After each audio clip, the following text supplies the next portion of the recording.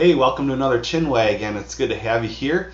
You have to forgive me if I'm using Kleenex and everything. I kind of got a cold, it's seasonal cold, but here in Wisconsin, it's been a seasonably warm winter, and so we like that. But now tonight, the official winter storm advisory comes into effect, so we'll see what that brings. Hopefully, the weathermen are wrong.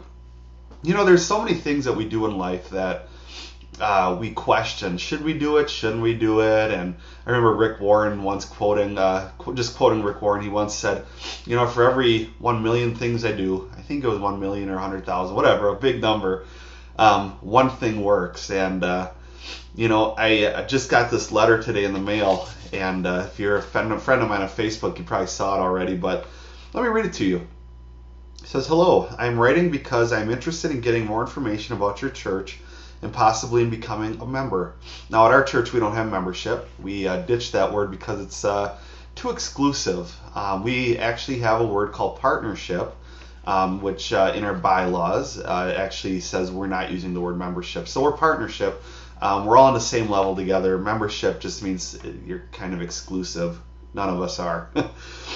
She says, "Currently I'm living in," and we're not going to say to not give away her area where she is, but she is in a prison, and I plan on living near the area that you pastor when I am released, and would like to know a little more about your church. I never was part of a church before, but it is important to me now, and I want to raise my children as part of a church in the future. I read a book of yours that caught my eye and sparked my interest, and had a friend of mine even look at your church website, and it feels like this place might be somewhere I could feel comfortable to worship. I just started my relationship with Christ in the last year, but now it is an important part of my life.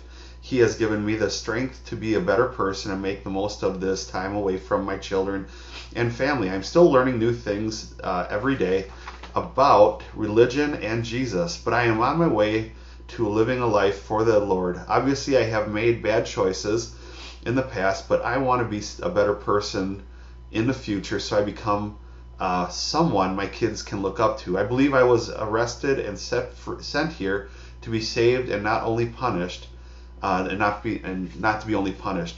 I would appreciate any information or communication. Thank you for your time." And she signs her name. You know, I got to be honest with you. I was thinking about writing a book for quite a few years, and just wasn't sure if that's something I want to pursue. I actually have another book in the works right now. But this first book, I went in one direction, then I ended up going in another direction, just to be transparent, and published most of my blogs that I wrote. You know, did the book take off, and am I now a millionaire? Absolutely not. By book standards, it was an epic fail, but it was a joy for me to do, and they still trickle out there. And this is a case in point where you just never know where it's going to go, and what's going to happen. You know, this lady's life might have been changed by the book. I don't know. But it did prompt her in the right direction. And I'm actually thinking about planning a visit out there, because clergy can visit with a person in the same room versus behind glass, which is always a nice thing.